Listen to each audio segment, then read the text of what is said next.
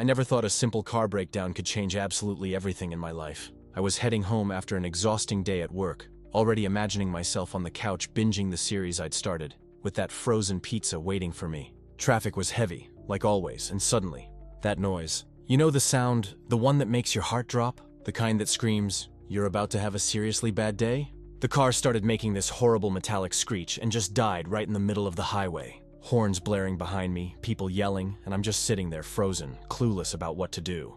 I managed to push the car to a small garage nearby. It wasn't my regular mechanic, but beggars can't be choosers. Have you ever had that feeling that your life is about to change completely? That inexplicable premonition that something important is about to happen, but you don't know exactly what?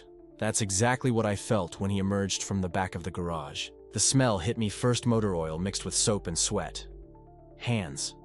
Big hands covered in calluses and scars, wiping themselves on a rag that looked like it hadn't been clean in years. And he just had this, I don't know how to describe it. There was a quiet authority about him, this confidence that didn't need to announce itself. Salt and pepper hair, dark brown eyes, and this stubble that had no right looking that good on a guy. "What's the problem?" His voice was deep and calm, like nothing in the world could possibly be as urgent as it seemed to me right then. I tried explaining the noise, the honking, the panic, but it all came out like word vomit. He just nodded, walked over to the car, and crouched down to get a look. And I shouldn't have been staring at him like that. I really shouldn't have been noticing how his arms moved when he shifted his weight. I definitely shouldn't have felt that heat creeping up my neck. "About 40 minutes, he said, standing back up. "You cool with waiting?" He wiped his hands on his jeans this time and looked right at me. His gaze wasn't pushy, but it was. There. Really there. How many people actually make you feel like they're really looking at you? I nodded. What else was I gonna do? I sat in this old plastic chair in the corner of the garage. He worked quietly, but it wasn't that awkward kind of quiet. I scrolled through my phone like I was busy, but my eyes kept finding their way back to him. The way he worked. The way he just knew exactly what he was doing. No second-guessing himself. No fuss, just getting the job done. There's something seriously attractive about competence, you know? When someone just owns what they do. When they've got that quiet confidence that comes from actually knowing their stuff. I couldn't stop watching him. "First time here?" he asked, not looking away from the engine. "Yeah, it just died. No warning or anything." "Timing belt," he said, standing up. "Just wear and tear. Happens." He wiped his hands one more time and walked over. "You do regular maintenance?" We ended up chatting about maintenance schedules, my car model, how he'd opened the garage 3 years ago. He talked slowly, like he was picking his words carefully.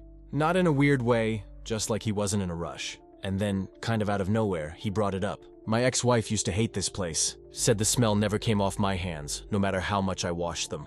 He gave this kind of sad smile, the type that said he'd learned to accept it. She was right about that. Ex-wife. So he was divorced. And I don't know why that hit me the way it did. It was like something just opened up in me. He wasn't saying it with bitterness or looking for sympathy. It was just part of his story, something he'd dealt with and somehow came out okay on the other side. "How long ago?" I blurted out, then immediately regretted it. Why was I asking that? What did it matter to me? 2 years. It was rough, not gonna lie. But you move on. You rebuild. He looked at me again, and this time I could swear there was something else there in that look. Like he was letting me see something real about him. That strength that comes from getting broken and putting yourself back together. My heart was going crazy.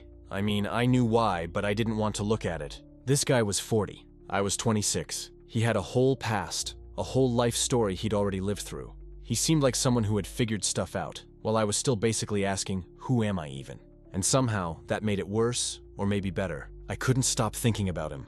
When he got back to work, I couldn't stop watching him. Every movement was deliberate. The way his eyes narrowed when he was thinking hard, how he'd mutter to himself when he was checking something out, like he was having a conversation with the car. This was stupid. It made no sense. I didn't know him, so what was I drawn to? Some guy with an oil stain and a gravelly voice? That sad but accepting smile? No, it was something else. It was just him. The way he moved through that space like he belonged there, like he didn't need anyone's permission to exist. All set. Runs like a charm now.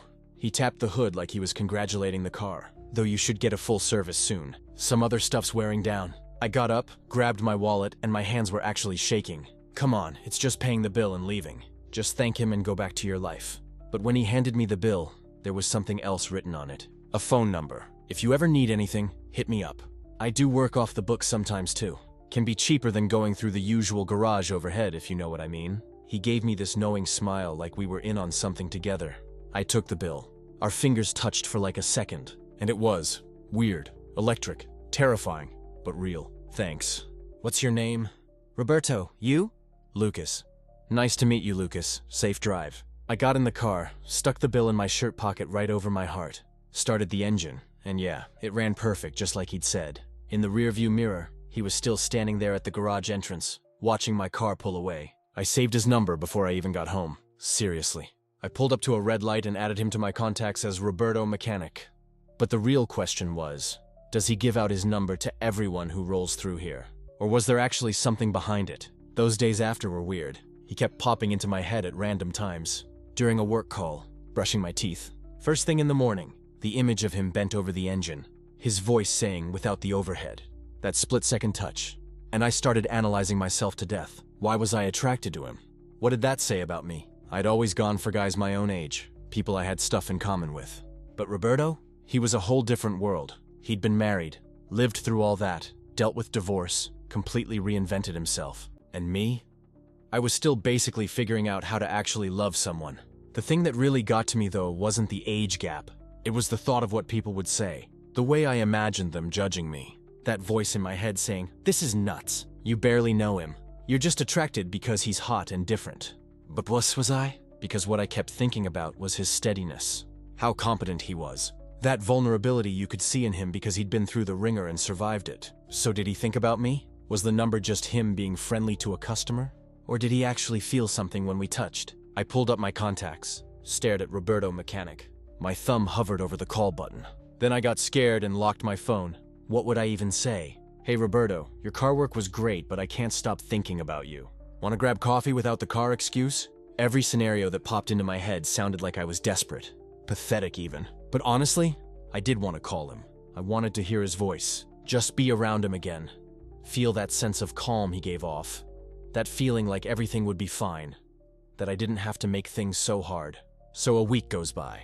Then another. His number's still in my contacts. And I'm still thinking about him constantly. The question just won't shut up in my head. What does this actually say about me? Why am I so stuck on someone so different? And why can't I just bite the bullet and reach out? Part of it was rejection. Part of it was probably being right-like. What if something real was there and everything changed? And part was just the fear of not knowing. That scary but exciting feeling that my whole plan was about to flip upside down. But I knew one thing for sure. That moment did something to me. The feel of his finger against mine. The way he looked at me. That number sitting in my pocket over my heart. And I knew that eventually I'd have to make a choice. Call or don't call. Risk it or play it safe. Find out or spend the rest of my life wondering what if. Because here's the thing. We don't get to pick who we fall for. We don't decide when life throws someone at us who's gonna mess with your head in the best way possible. Sometimes it's your car breaking down. Sometimes it's a 40-year-old guy with grease under his nails and a smile full of stories. And sometimes, when you least expect it, everything just clicks. The fact that I'd saved his number that fast, that had to mean something, right? And the next few days were like torture. I checked his contact like 50 times, just sitting there. Roberto, mechanic, 40 years old, divorced, completely different from anyone I'd ever gotten involved with. Every time I'd unlock my phone, I'd hover over his contact, start typing, "Hey, what's up?" Delete. "How's the car?" Delete. "Want to grab coffee?" Delete everything, my chest pounding at the thought of him actually texting back. But come on, he probably doesn't even remember me. It was just a conversation while he did his job. I was literally making up a whole story in my head that didn't exist. But then I remembered how he looked at me when he handed over the keys. That look that lingered just a beat too long. The little shy smile when I said thanks. How he held my hand for a second before letting go. Or was I just seeing what I wanted to see? The whole week was this mental loop. Wake up determined to get over it. He was just a nice mechanic, that's all. But then night comes, and I'm in bed replaying every word, every gesture, everything about that afternoon waiting in his shop. You ever get that urge to text someone where it feels like there's literally pressure in your chest until you hit send? Yeah, that was me. But it wasn't just the attraction. I've had crushes before. It was the other stuff that kept me up. The gap. 40 to my 26. His maturity. His steadiness. His whole vibe. He'd already lived a whole life marriage, divorce, rebuilt himself. I was still trying to figure out basic stuff. And somehow that made it worse. Or maybe better. So why though? Why him specifically?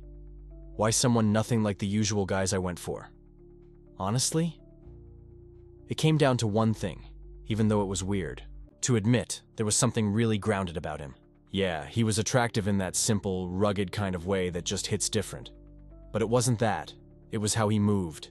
How he obviously knew exactly what he was doing. The way he'd talk about engines like there was something beautiful about fixing them. How he treated me like I actually mattered even though I was just another customer. Competence, that's what does it.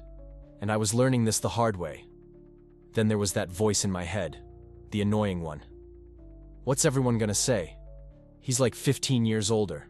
He's probably straight, just divorced. Definitely not thinking about guys, and definitely not some 26-year-old. I'd lie awake imagining it all. My friends making jokes. My family asking if I was having some kind of crisis. Random people on the street staring and making assumptions.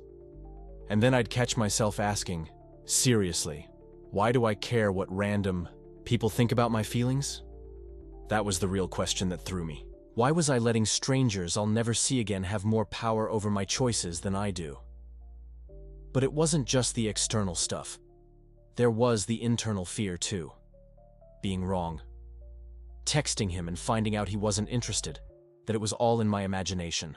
Messing up even the possibility of being friends because I couldn't control how I felt. This whole loop was suffocating. The more I thought about him, the more exposed I felt. And the more exposed, the more I wanted to just shut down and pretend it didn't matter. But it did. It actually did. Thursday night, I just snapped in a good way. I'm sitting on my couch, phone in hand for like the 100th time, and something just gave. Not sad, not depressing, like actually liberating. I need to know if he felt this too. That's literally the only thought. Simple. True. Real. Because being in this not knowing was killing me slowly. And at least if he said no, I could actually move on instead of being stuck wondering forever. My fingers just started going before my brain could stop them. Hey Roberto, it's Lucas. Just wanted to see if everything's still running smooth after the repair. I must have read that like 15 times. It was cool, casual, had a legit reason, good, but it felt like a lie. That's not what I wanted to say at all. Delete. Start over. Hey Roberto, it's Lucas. Thanks for fixing my car. I was thinking, maybe we could grab coffee sometime? Whoa, too much. Way too obvious. He'd know exactly what that means. Delete it. I'm sitting there for like 20 minutes just typing and deleting, my anxiety getting worse with every second. The cursor's just blinking at me like, come on, be brave. Finally, I landed on something. Hey Roberto, how are you? Car's running perfect, thanks for the work. Oh, you mentioned that cabin project I work in design. Could be fun to brainstorm some ideas if you're open to it. Better, casual but intentional, giving him an in without being pushy. I took a breath and before I could chicken out, I sent it. And boom, instant dopamine hit. I did it, actually sent it. Then the panic set in. What did I just do? He's gonna think I'm weird. He's probably gonna ignore it. Or worse, respond politely and just let it die. I threw my phone across the couch like it was on fire and tried literally anything to distract myself. Turned on the TV, turned it off, grabbed a book, couldn't focus on a single word. Went to the kitchen, opened the fridge, closed it. Nothing. 15 minutes, radio silence. 30 minutes. Still nothing. I'm about to accept that I'd massively screwed up when my phone buzzes. I grab it with shaky hands. Hey Lucas, cool, the car's good. And dude, I'd honestly love design help on that cabin. I have no clue what I'm doing with it. Haha. If you swing by the shop sometime, I'll have coffee ready. Come by whenever. I read it like 5 times, he replied. He actually texted back. And it wasn't one of those polite brush-offs. It was warm, genuine. I'll have coffee ready. Come by whenever. Those words hit different. There was something real in them, something inviting. He wasn't just being nice. He actually wanted me to show up, I texted back fast this time. No overthinking. Awesome. Tomorrow afternoon then? Cool with you? His response came back in seconds. Sounds perfect. I'll be waiting. I'll be waiting. Just 2 words, and my heart's doing backflips. I collapsed, on the couch, staring at my ceiling, trying to process what just happened. The whole exchange felt natural. He seemed genuinely happy to hear from me. And now I had a plan to see him. Not like a date, I told myself. Just coffee. Talking about design in his cabin. But honestly, I knew better. When I showed up tomorrow, this wouldn't be about some cabin design. It was going to be about figuring out if what I felt was real. If that look meant something. If the way his hand lingered meant he actually wanted this too. I knew it, and I was scared out of my mind. But also, excited in a way I hadn't felt before. That nervous, buzzing anticipation that makes time feel like it's moving in both directions. And for the first time in days, I actually slept. No replaying conversations. No what-ifs. Because tomorrow I'd find out if it was mutual. If we were about to start something totally new and kind of terrifying. Or if I was just some hopeless guy reading signs that weren't actually there. Only one way to know for sure. Next morning, I woke up electric. Nervous energy everywhere. I tried to actually work, but my brain was just counting down the hours. The afternoon. The coffee. Him. I changed outfits like 6 times, trying to find that perfect balance, casual but put together. Interested but not desperate. Why do we make everything so complicated when we're nervous? When I finally left, my heart was hammering so hard I could hear it. Driving to the workshop with sweaty palms, running through how I'd say hi, what we'd talk about, how I'd act normal. But then I pulled up and he was there at the garage entrance, smiling genuinely, waving me over, and my whole script just vanished. And something hit me right then. He was nervous too. I could see it. The way he tugged at his shirt when he saw me, how he ran his hand through his hair. Little tells that showed maybe, just maybe, I wasn't the only one feeling this. And that's when I knew. The attraction was real, not something I was making up. Whatever this was between us, it was going both ways. I still didn't know where it would go. I still didn't totally understand what I was feeling or what he was feeling. But for the first time, I wasn't scared to find out. I was ready to see what happened next. 2 days later, I'm back at his workshop. The smell of oil and coffee hit me different this time. Comfortable, almost welcoming. Mid-morning, sun pouring through dusty windows, dust particles floating like they've got nowhere to be. He's bent over a black Civic's hood when I walk in, forearms tight as he works on something. When he sees me, he stands up with that half smile that's been messing with me since day one.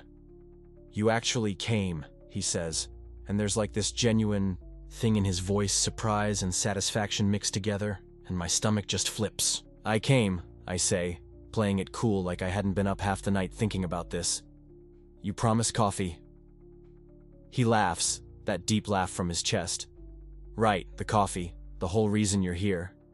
He wipes his hands on a rag and points to a little table in the corner with a thermos and 2 mugs waiting. "Come on, sit. Just gotta finish this and I'm done." I sit in this creaky plastic chair and watch him work. There's something almost meditative about how he moves. Every gesture is deliberate, sure, like he knows exactly what he's doing. No rushing, no showing off. Just a guy who masters his craft and doesn't need anyone to validate it. When he finally sits down with the coffee, pouring into 2 mugs, his fingers brush mine for like a second as he hands it over. Barely a touch, quick, but I felt that again, that spark that makes me wonder if he felt it or if I'm just losing it. "So," he says, sitting across from me, our knees almost touching in the tight space. "Sleep okay? Or were you up all night thinking about the aging divorced mechanic?" I almost spit out the coffee. "You're not old. 40. That's gotta seem ancient to you." "Doesn't," I say, and I mean it. Looking at him in that gray shirt that fits perfectly. Those eyes that see right through me. He doesn't look old. He looks exactly right. "You don't make me feel young. You make me feel actually seen." His whole face changes. That playful look drops and he gets serious, intense. He sets his mug down and leans across the table. "Seen?" He says it like he's testing the word out. "That's wild you say that, because that's exactly what I feel with you." My heart picks up speed. "What do you mean?" He runs a hand through his hair, That gesture I'm starting to recognize when he's searching for the right thing to say. Past 35, especially post-divorce, people see you different. You become the narrative, you know? The guy who messed up. The one who couldn't make it last. Everyone's got advice like you don't already know where things went wrong. You don't strike me as someone who failed, I say. I guess I did fail though, he says with that sad kind of smile. Not like I did something huge, but that I was trying to be someone I wasn't. My ex wanted this whole picture-perfect life. Big house, constant parties, looking good. And I tried, man, I really did. But somewhere in all that performance, I lost who I actually was. He stares at his coffee like he's seeing something far away. But the divorce? Best thing that happened to me. Even though it killed me at the time. Because it forced me to finally ask, what do I actually want? Not my family, not him, not society. Just me, what do I want? So what did you figure out? I ask, my voice quieter than I meant it. He looks up at me and that gaze just stops me. I figured out that real connection matters more than anything. Actually talking to people. Real moments. People who can just be themselves without apology. I swallowed hard. That's profound. It's simple, really, he said, leaning even closer, our faces now just inches apart. All our lives we complicate things. Relationships, expectations, what's right and wrong. But in the end, it all comes down to one question. Does this person make me feel alive? Does this person make me want to be more honest, more present, more myself? I couldn't speak. I couldn't breathe properly. All I could do was stay there, caught in his gaze, feeling as if he was peeling back every layer of defense I had built over the years. And to answer your unspoken question, he continued, his voice even lower now, almost a whisper. Yes, you make me feel all of that. That's when I realized I was trembling, not from fear, not exactly, but from something I had no words to describe. It was like standing on the edge of a cliff, knowing one more step would change everything. I'm scared, I finally admitted, the words tumbling out before I could censor them. Not of you, but of what people will think. Of what they'll say when they see us together and calculate the age difference in their heads. They'll think you're taking advantage of me, or that I have daddy issues, or any other simplistic explanation that allows them not to question their own notions of love and attraction. He didn't look away. He didn't try to minimize my fear or tell me I was being ridiculous. Instead, he reached out and touched my face, his thumb tracing a soft line along my jaw.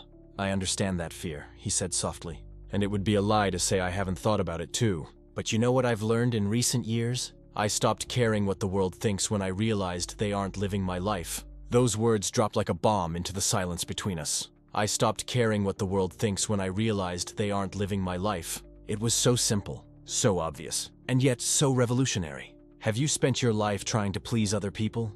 He asked, his hand still on my face, its warmth burning against my skin. Choosing what to study based on what your parents approved of? Hiding parts of who you are because you were afraid of rejection? I nodded, my throat too tight to speak. Then you know what I'm talking about. You know what it's like to spend precious energy being an edited version of yourself. And you know deep down that it's slowly killing you. Not literally, but in all the ways that matter. Tears burned my eyes, not from sadness, but from something more akin to relief. As if someone had finally put into words what I had been feeling my whole life but never knew how to express. What about the age difference? I asked, my voice cracking. Don't you think that complicates things? He smiled, but it wasn't a condescending smile. It was gentle, understanding. Age is just a story we tell ourselves about who we're allowed to desire. It's a social construct, not a law of physics. You're 25 and have more clarity about what you want than most 40-year-olds. And I'm 40 and still learning not to self-sabotage. Maturity isn't a straight line. It's not something you achieve and then, mission accomplished. It's a constant process. He removed his hand from my face, but only to intertwine his fingers with mine, holding my hand with a comforting firmness. What I'm trying to say is that this connection we have, it has nothing to do with age. It has to do with recognizing something in another person that resonates with something in you. It has to do with feeling safe enough to be vulnerable. And yes, my life experience has taught me a few things about communication. About not running away when things get tough. But that doesn't create a power imbalance. It creates partnership. I squeezed his hand back, feeling as if I were clinging to something solid in the midst of a hurricane of emotions. You make it sound so simple. Because it is, he said. We're the ones who complicate it. We invent 1,000 reasons not to follow what we know to be true. Fear of judgment, fear of getting hurt, fear of looking foolish. But in the end, you have to decide. Are you going to live your life, or are you going to let fear choose for you? We fell silent for a moment, just holding each other's hands, the sound of the workshop around us creating a kind of bubble. I could hear the ticking of the clock on the wall, the distant hum of traffic outside. But everything seemed soft, muffled, as if the world had slowed down just to give us this moment. "I don't know what I'm doing," I finally confessed. "Nobody does," he replied with a smile. "That's the secret nobody tells you when you're younger. Everyone's improvising. The difference is that some of us learn to get more comfortable with uncertainty." I took a deep breath, feeling something inside me calm down. It wasn't that all my fears had magically disappeared. They were still there, whispering in the back of my mind. But for the first time, they didn't seem louder than the voice of my own truth. "You mentioned you have a cabin," I said, subtly changing the subject, but not really. "Where you go to think." He nodded, his thumb drawing lazy circles on the back of my hand. "Yes, it's a small place, about 2 hours from here. In the mountains. Nothing fancy. Just a place where I can hear my own thoughts without the noise of the world." "What's it like?" I asked, genuinely curious. "Peace," he said simply. "It's surrounded by trees, there's a stream that runs nearby. At night you can see more stars than you imagine exist. It's the kind of place that reminds you that you're just a small part of something much bigger. And somehow, that's comforting." I could almost see it in my mind, almost feel the quietness he was describing. "It sounds amazing." He hesitated for a second, and I saw something pass across his face, a vulnerability I hadn't seen yet. "Would you like to go with me sometime? See the cabin, I mean. It doesn't have to be now or even soon, but I wanted to show you this place. Share it with you." My heart pounded. This wasn't just an invitation to see a cabin. It was an invitation to enter a part of his life that clearly meant something important. It was another step towards that precipice I was so sure would change everything. And for the first time, instead of recoiling in fear, I found myself wanting to take that step. "I'd love to," I replied, and the words came out firmer than I expected.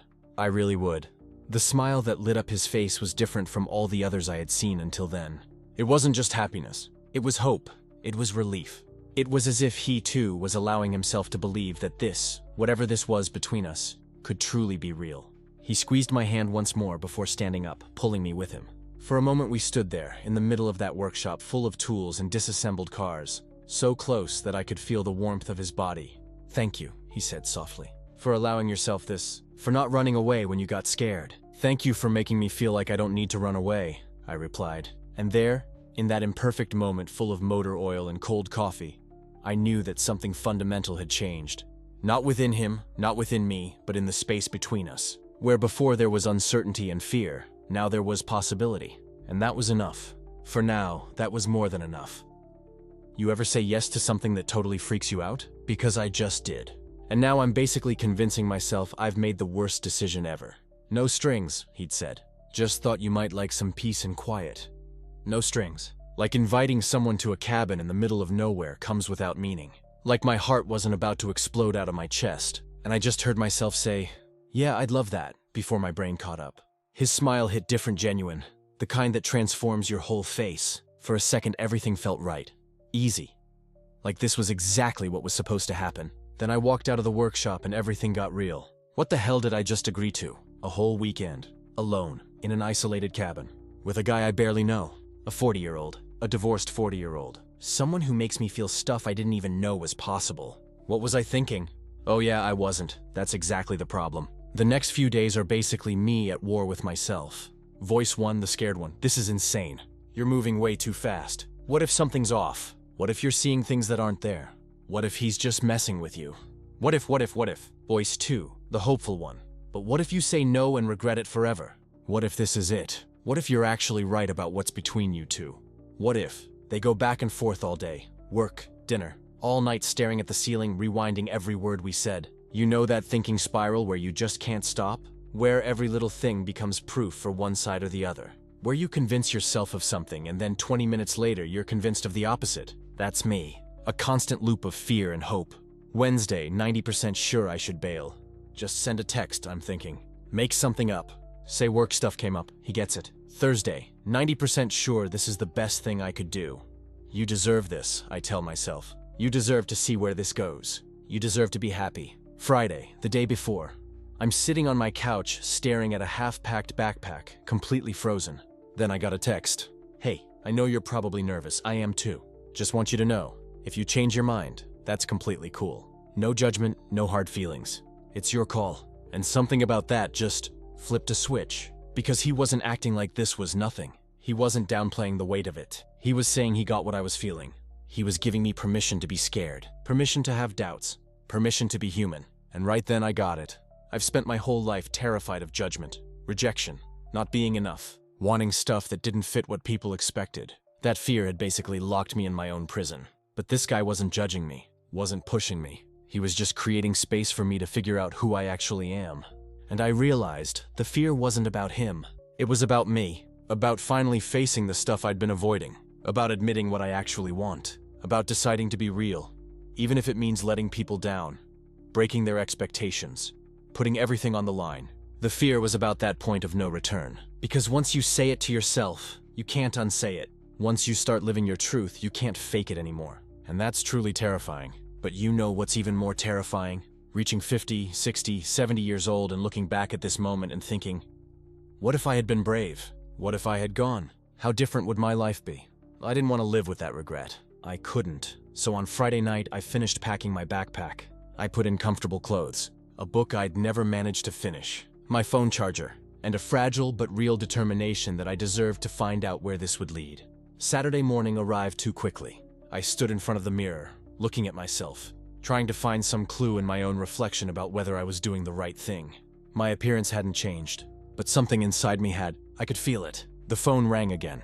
I'm on my way. Pick you up in 20 minutes. Are we still on? My fingers hovered over the keyboard. This was the last moment to back out, the last chance to choose safety over uncertainty, the last opportunity to remain in my comfort zone. And then I typed, yes, I'm ready. I wasn't ready, not completely. But I guess we're never truly ready for the things that matter. We just jump and hope there's something to hold on to on the other side. 20 minutes later, I heard the sound of a car on the street. I looked out the window. It was him, getting out of the vehicle, more casual than I'd ever seen him. Jeans, flannel shirt, a confident but gentle smile. I took a deep breath, grabbed my backpack, and walked out the door. Ready for an adventure? He asked, with that easygoing manner that seemed so natural to him and so impossible for me at that moment. As ready as I'll ever be, I replied honestly. He chuckled. Honest, I like that.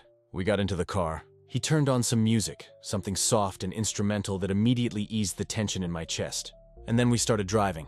The first 10 minutes were awkward. I didn't know where to put my hands. I didn't know what to say. I didn't know if I should start a conversation or let the silence fill the space. But then he started talking about the cabin, how he bought it a few years ago after his divorce, how it became his sanctuary when things got tough, how he loved the simplicity of being disconnected from the world for a few days. And as he spoke, I realized he wasn't trying to impress me. He was just sharing, being vulnerable, showing a part of him that few people probably saw. And that made me want to share too. I've never done this before, I admitted. Done what? This, just going away with someone. Trusting like this. He glanced at me, his eyes warm and understanding. That means a lot to me. The fact that you trusted me. I promise I'll honor that. And I believed him. Maybe I was naive. Maybe I was setting myself up for heartbreak. But in that moment, sitting in that car, driving towards the unknown, I chose to believe. Because sometimes you need to take a leap of faith. Sometimes you need to trust before you have all the answers. Sometimes you need to be brave enough to want something, even without guarantees. The city faded behind us. The trees grew denser.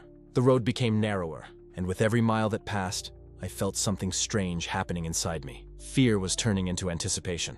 Doubt was turning into curiosity. Resistance was turning into surrender. Almost there, he said, pointing to a dirt road that branched off the main highway. And as we turned onto that path, surrounded by trees and silence and infinite possibilities, I thought, no matter what happens this weekend, no matter where this leads, I made the right choice. I chose courage. I chose to live. And that, in itself, was already a victory. The cabin appeared through the trees, small, cozy, perfectly isolated from the rest of the world.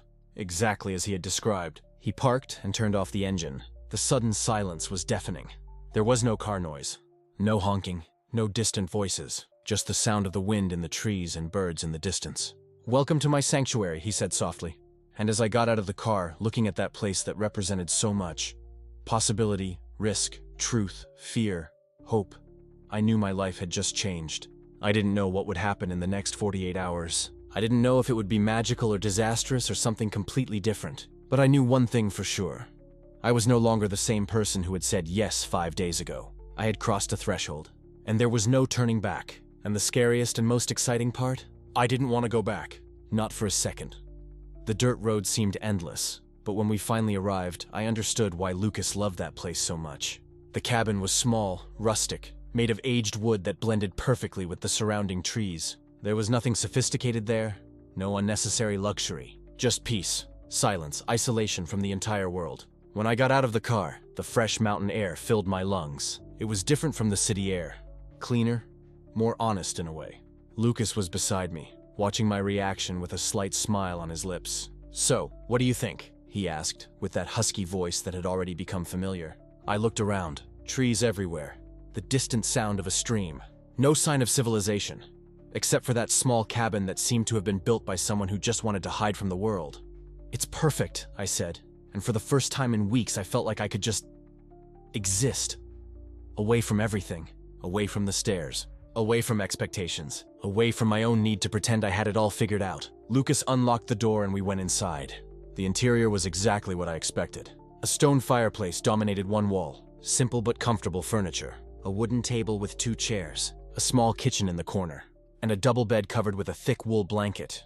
He lit the fireplace with an ease that revealed years of practice. The flames began to dance, casting warm shadows on the wooden walls. I sat in one of the chairs, still trying to process the fact that I was there, with him, in a place where no one could judge us. "Do you want anything?" Lucas asked, already moving around the kitchen as if it were the most natural thing in the world. "Coffee? Tea? Something stronger?" "Tea is fine," I replied, more out of reflex than actually wanting it. In truth, I didn't know what I wanted. I was nervous, excited, scared, all at once. He prepared the tea in silence, and I watched his every move. The way his hands held the kettle, the concentration on his face as he chose the cups. It was strange how even his simplest gestures fascinated me.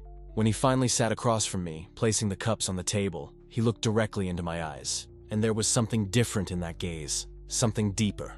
"I need to tell you something," he said, his voice softer now. "This place, it's not just a refuge. It's where I learned to be honest with myself." I held the warm cup in my hands, waiting for him to continue. "After the divorce," he went on, "I spent months running away, working too much, drinking too much, trying not to feel anything. And then I came here, alone. And for the first time, I stopped running." His words resonated with me in a way I hadn't expected, because I recognized the same thing in myself, the same escape, the same desperate attempt not to face who I really was. "I've been running too," I admitted, my voice almost a whisper, pretending I didn't feel what I felt, trying to convince myself it was easier to follow the script everyone expected of me. Lucas leaned slightly forward, his eyes fixed on mine. "And now?" he asked. "Now, I'm here, with you, and for the first time, I'm not running." The silence that followed wasn't uncomfortable. It was the kind of silence that only exists between people who finally allow themselves to be vulnerable, who finally stop wearing masks. I took a sip of tea, trying to gather my thoughts. But before I could say anything, Lucas spoke again. "I haven't felt this in years," he confessed, his voice laden with an emotion he was clearly trying to control. "I didn't think I could feel it again." My heart quickened. I knew what he was saying. I knew because I felt the same thing. "Feel what?" I asked, even though I already knew the answer. He hesitated for a moment, as if gathering courage. And then finally he said, This connection, this desire to be close to someone. Not just physically, but truly. To share silences. To be seen. I didn't think this was possible after everything that happened. I placed the cup on the table, my hands trembling slightly, because I needed to tell the truth. My truth. "I was afraid," I began, "that you would only see me as young, inexperienced, someone who doesn't understand how the world works." Lucas shook his head immediately, an intense expression taking over his face. "I see you as someone brave enough to follow your feelings," he said, his voice firm now. "You could have stayed with the safety of what everyone expected, but you chose to take a risk. You chose to be honest. That's not inexperience. That's courage." His words hit me like a wave, because no one had ever seen me that way. No one had ever validated my choice to be who I really was. I got up from the chair, my body acting before my mind could process. Lucas also stood up, and suddenly we were there, face to face, with only a few inches separating us. "Lucas," I began, but didn't know how to finish the sentence. He raised his hand, touching my face with a delicacy that surprised me. His rough fingers, calloused from work, were surprisingly gentle against my skin. "You don't have to say anything," he whispered, and then he kissed me. It was unlike anything I'd ever imagined. It wasn't just physical. It was as if every repressed emotion, every unspoken word, every moment of doubt and hope was contained in that kiss. It was intense, honest, real. When we pulled apart, I was trembling, not from fear, but from something much more powerful. From recognition, from acceptance, from finally understanding what genuine connection meant. "This," I whispered, my forehead resting against his. "This is what authentic connection truly feels like." He smiled, a smile I had never seen before. Vulnerable, open, completely defenseless. We moved closer to the fireplace, and he grabbed the blanket from the couch, wrapping it around both of us as we sat on the floor. The flames crackled softly, casting a golden light around us. We stayed there, just existing together, his arm around my shoulders, my head resting on his chest. The sound of his breathing, the warmth of his body, everything seemed to fit perfectly. "I didn't want this moment to end," I admitted after a long silence. "Then we won't let it," he replied, kissing the top of my head. But even in the perfection of that moment, a question began to form in my mind. A question I knew needed to be asked. "Lucas," I said softly, "what happens when we go back to the real world?" I felt his body tense for a moment. He knew what I was asking. We knew that refuge couldn't last forever, that eventually we would have to go back, face the stares, the opinions, the reality. He was silent for a while, and I almost regretted asking. But then he spoke, his voice firm and determined. "We take this truth with us," he said simply. "We won't pretend this didn't happen. We won't hide, because what we have here, what we feel, that's real. And I've wasted too many years of my life pretending." His words filled me with a courage I didn't know I had, because he was right. Running away was no longer an option. Hiding who we were, what we felt, would be betraying everything we had shared. "You're right," I said, turning to look him in the eyes. "I won't pretend anymore, no matter what others think." He smiled, and I saw tears glistening in his eyes, but they were good tears. Tears of relief, of hope. "We'll face this together," he promised. "All the judgments, all the doubts, all the difficulties, together." I nodded, feeling a determination grow within me, because for the first time I wasn't alone. I had someone who saw me, who understood me, who was willing to face the world by my side. We kissed again, but this time it was different. It wasn't just about connection or desire. It was a commitment, a silent promise that no matter what came, we would be together. The night deepened, and we stayed there, wrapped in the warmth of the fireplace and each other, sharing stories, laughter, comfortable silences, each moment deepening our connection even further.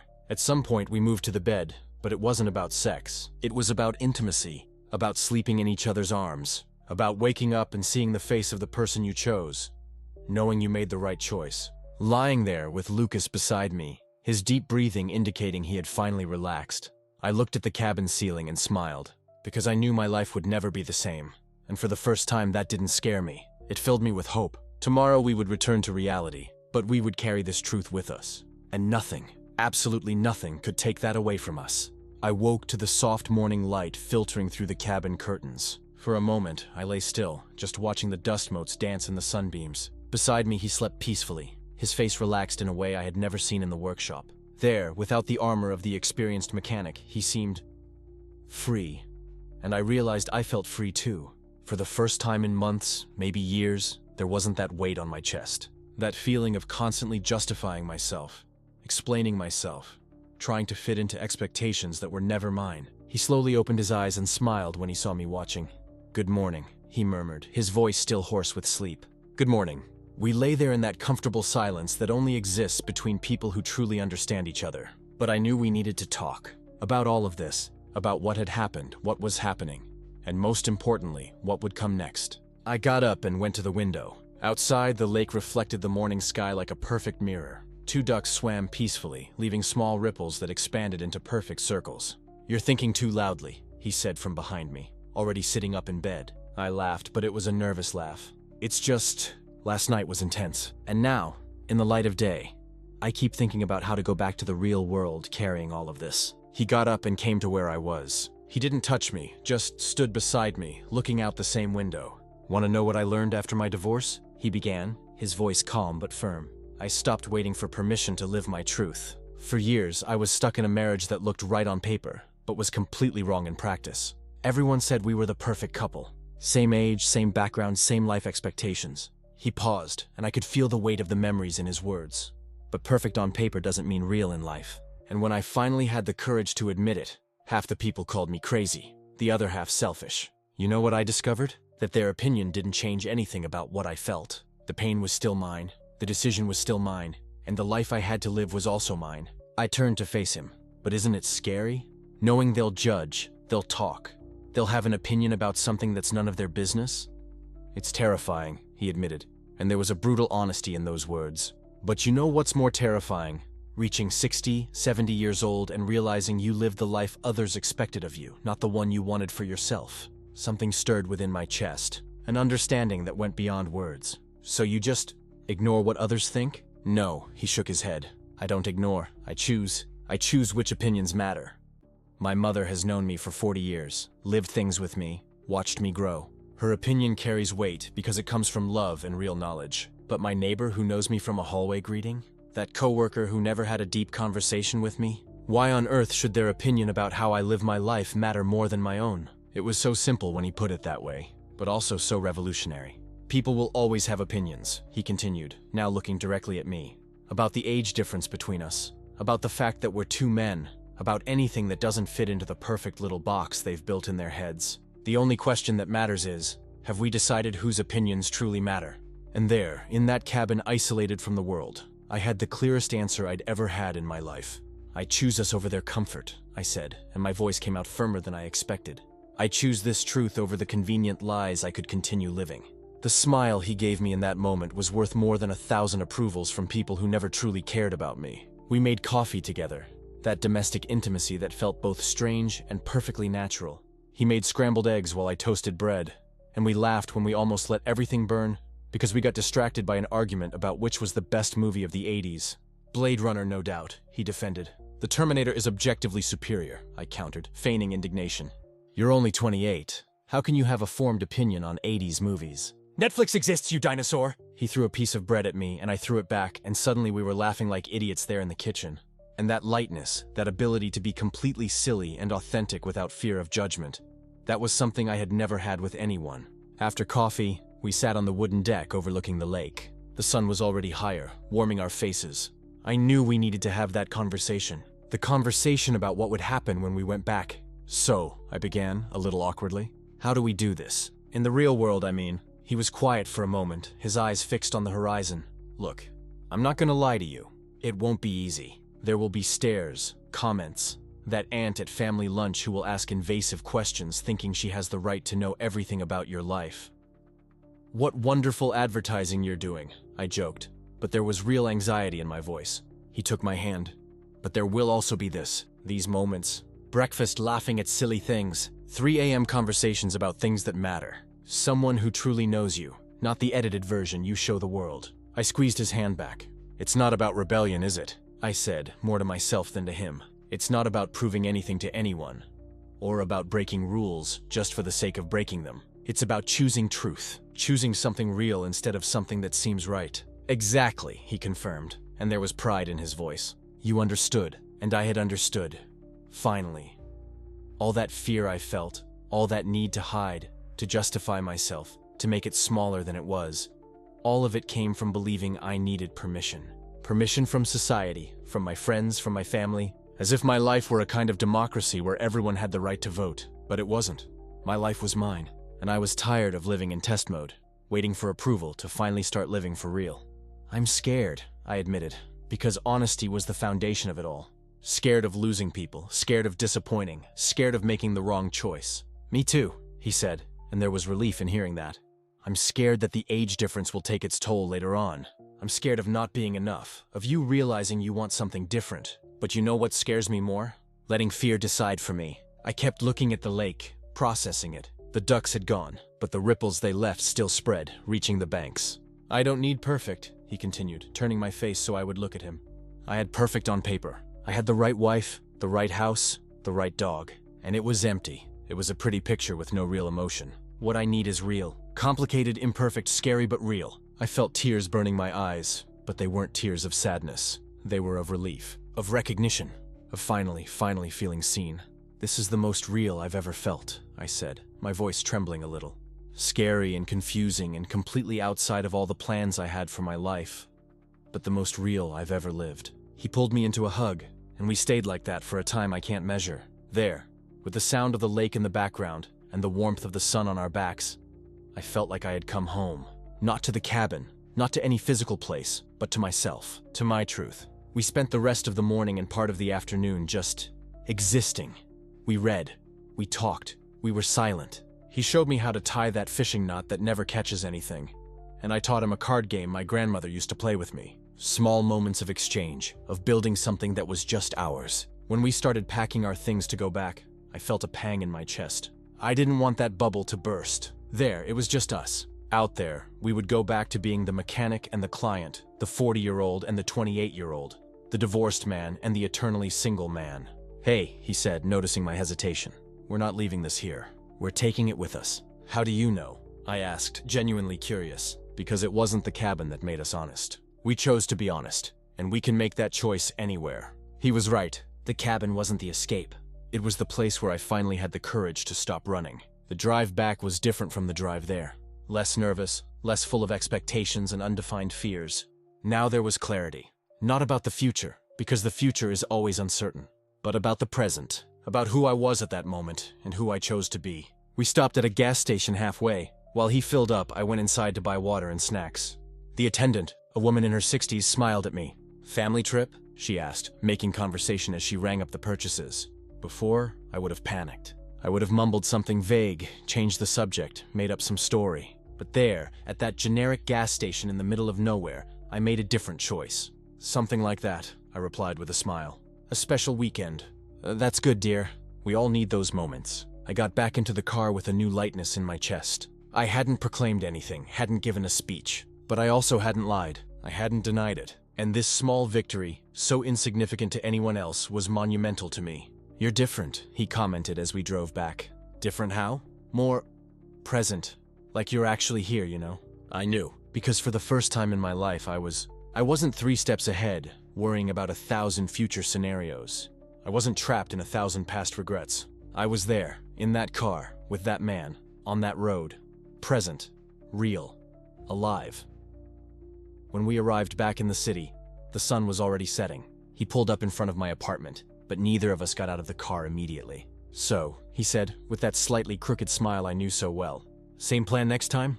You invent a car noise and I invent an inflated quote?" I laughed, but it was a genuine laugh, free of tension.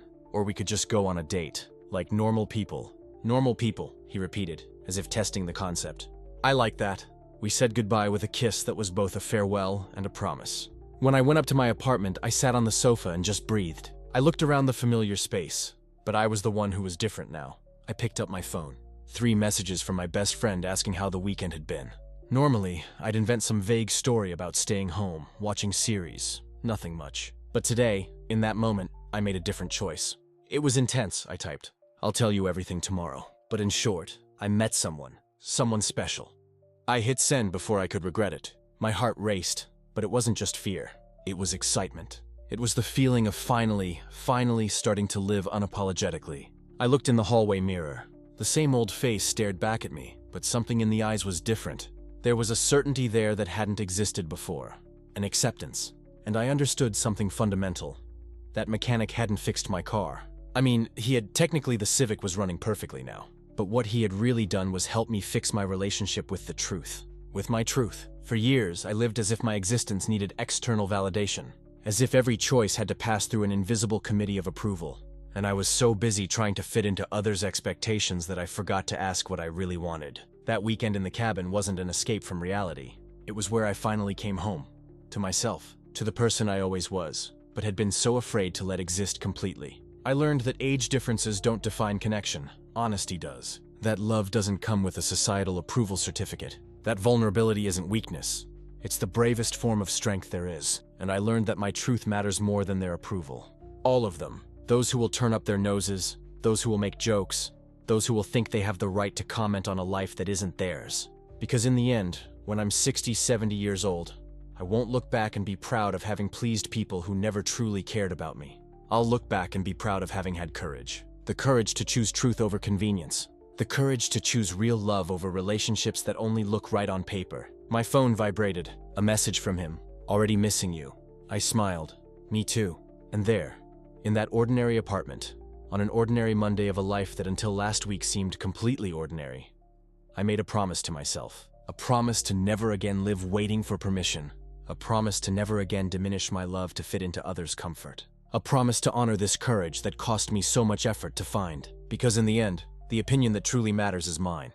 And I choose truth. I choose authenticity. I choose to live my life as it is, not as they imagined it should be. And if that scares some and bothers others, that's okay. It's not their life at stake, it's mine.